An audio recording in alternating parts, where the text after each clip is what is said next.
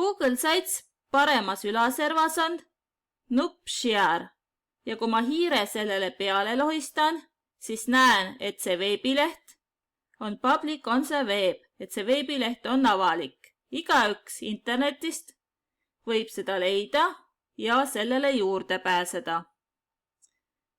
Klõpsan Share nuppu. Siin on veebilehe link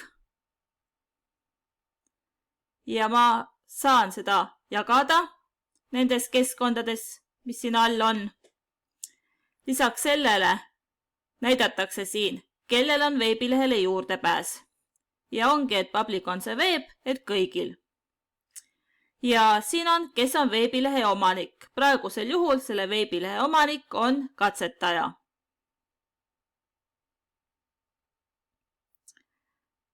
Muudan juurdepääsu õigusi. Change. Võin teha nii, et ainult need, kellel on link, pääsevad seda veebilehte vaatama või muutma.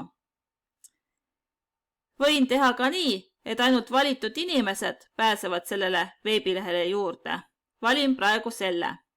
Save.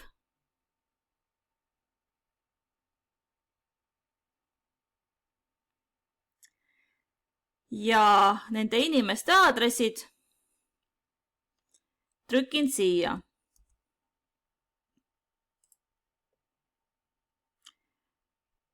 Teen näiteks nii, et Krista saab seda veebilehte vaadata. Vajutan send, siis saab Krista kutse veebilehe vaatamiseks.